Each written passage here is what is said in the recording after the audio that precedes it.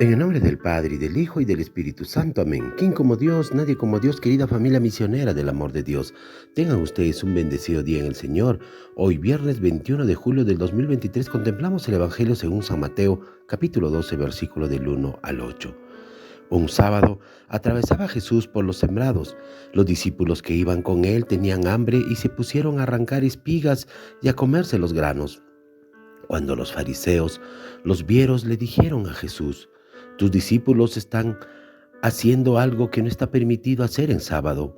Él les contestó: «¿No han leído ustedes lo que hizo David una vez que sintieron hambre, él y sus compañeros? ¿No recuerdan cómo entraron a la casa de Dios y comieron los panes consagrados, de los cuales ni él ni sus compañeros podrían comer, sino tan solo los sacerdotes? Tampoco han leído en la ley que los sacerdotes violan el sábado porque ofician en el templo y no por eso cometen pecado. Pues yo digo que aquí hay alguien más grande que el templo. Si ustedes comprendieran el sentido de mis palabras: misericordia quiero y no sacrificios, no condenarían a quienes no tienen ninguna culpa, pues por lo demás el Hijo del Hombre también es dueño del sábado». Palabra de Dios. Gloria a ti, Señor Jesús. Queridos hermanos, hoy a través de este Evangelio podemos reconocer muchas veces que se antepone la justicia, se antepone al servicio y a la misma humanidad. Y eso nos debe de caracterizar a todos los sufrientes, o mejor dicho, con los sufrientes. Y sobre todo, esto del Evangelio que hoy nos pone, se antepone por sobre todo a las políticas institucionales del mundo, a las leyes, a los mandatos, a aquellos rigores y rigidez que en pocas ocasiones hasta definitivamente se vuelven inhumanas. Por eso, hermanos, si hablamos en el ámbito de la justicia, muchas veces se reza un viejo refrán: «Dura es la ley, pero es la ley». Muchas veces escuchamos eso. Pero, hermanos, ¿en qué momento endiosamos nosotros una norma? Y muchas veces cuando endiosamos la volvemos un absoluto en nuestra vida. Y muchas veces bajo ese criterio de obediencia y rigidez sobre estas normas del mundo y sin excepciones, vemos también cuántas injusticias hay. Vemos cuántos atropellos, cuántas arbitrariedades se pueden cometer a través de estas leyes humanas. Y no solamente podemos hablar de esas leyes, de una ley penal, de una ley civil que está dentro de ellas, de una ley comercial, de una ley tributaria que benefician a pocos y sancionan a muchos grandes, o mejor dicho, a esos pequeños comerciantes. Una ley penal que solamente beneficia también quizás a gente que verdaderamente tiene poder.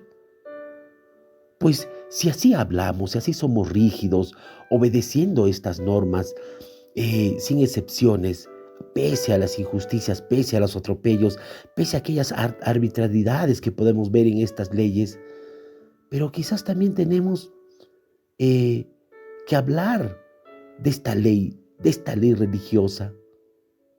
Y quizás, hermanos, tenemos que decirlo con alguna vergüenza, sí, una vergüenza grande, que en la iglesia a veces predicamos más la caridad y la misericordia que prácticas en obras y en acciones concretas con los necesitados. Amén. Por eso es precisamente lo que Jesús denuncia en este Evangelio frente a aquellos, sobre todo aquellos hombres y mujeres que se sentían religiosos, que de alguna manera se sentían distintos y, si se quiere, más puros, se sentían los más cumplidores de la ley de Moisés. Hoy, hermanos, en el paso de los siglos, pues la madurez de la vida y una experiencia más profunda de Dios nos tiene que enseñar a ti y a mí que ciertamente las leyes son necesarias. Las leyes que nos impone la sociedad, a las instituciones o los grupos humanos que organizan en torno a las normas aceptadas y asumidas universalmente, por supuesto que son necesarias. Pero tenemos que tener en cuenta que aún esas leyes deben ser suaves, deben ser no rígidas, cuando se trata sobre todo de prácticas a la misericordia, a la bondad, el servicio y, en último término, a la justicia frente a alguien.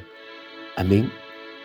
Por eso es que una vez más Jesús nos advierte en este pasaje del peligro de convertir la ley en la única norma de la vida, esa ley humana, convertirla como única norma, ley, tanto las normas, como dije anteriormente, que nos impone el Estado o el gobierno, así como también las leyes de nuestra iglesia, olvidándonos de los demás valores esenciales que nos habla Jesús.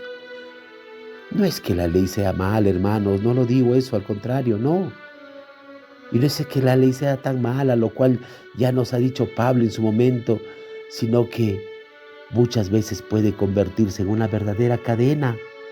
Y cuando se convierte en una verdadera cadena, definitivamente que no nos deja vivir, no nos deja crecer en espíritu. De aquí la importancia de la vida en el espíritu, hermanos, ya que este hace que la ley se convierta en amor. Son muchas nuestras obligaciones diarias, las cuales pueden ser vividas bajo la ley o bajo el espíritu. Yo puedo ir a todos los días a trabajar y hacerlo por amor y con gusto o con una verdadera carga.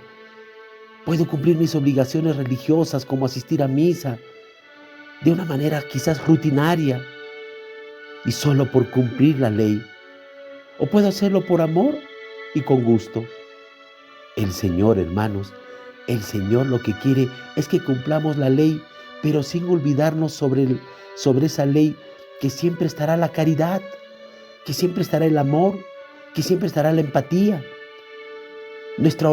Por eso nuestra oración diaria hace pues de una ley una experiencia de amor.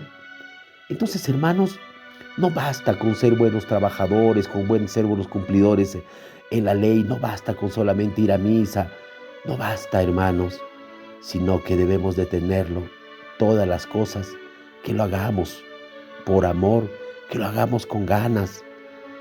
Amén. No hay que condenar, hermanos, a los que son inocentes de la corrupción, de la opresión, sino que hay que entender que son víctimas de todo ese encierro de su vida. Por eso son así.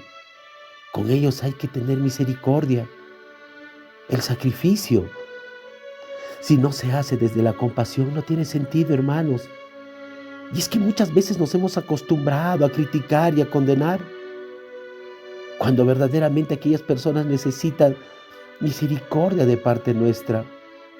Tener esa compasión. Dios vuelve su mirada nuevamente a la misericordia, hermanos. El sacrificio tiene sentido únicamente desde la misericordia. Y como les vuelvo a decir, ¿quiénes somos nosotros para juzgar? ¿Acaso Dios nos dio el título de juez? Habrá que examinar entonces, hermanos, nuestro cuerpo legal y la actitud práctica. Hay mucha gente cumpliendo condena por delitos insignificantes y personas viviendo en libertad habiendo cometido delitos de corrupción que de alguna manera han escandalizado a todo el mundo. Y con esto digo que no es que haya que suavizar los delitos, definitivamente que no. No es que haya que decir, oye, cuando se evidenció un tema de corrupción, no es el hecho de decir, oye, no, hay que ser misericordiosos. O el que puso de las leyes sobre estas. No, hermanos, no es que haya que suavizar los delitos, no es que haya que suavizar las leyes, pero en la cultura del mundo, en la cultura que hemos aprendido, queda un sentimiento de injusticia, de permisividad, cuando lo escandaloso quede impune. Seamos conscientes de lo que hagamos, hermanos, pero también si alguien verdaderamente cometió algo que es injusto, pues también que asuma sus culpas. Por eso es que Jesucristo acusó a los fariseos de condenar a los inocentes. Grave acusación. ¿Y tú, hermano, hermana, te interesas de verdad por las cosas de los demás? ¿Te interesas? ¿Los juzgas con cariño, con simpatía, con amor? ¿Como quien juzga a un amigo o un hermano? Procura no perder el norte de tu vida, hermano, hermana. Por eso pídele a la Virgen María que te haga misericordioso, que sepas perdonar, sé benévolo.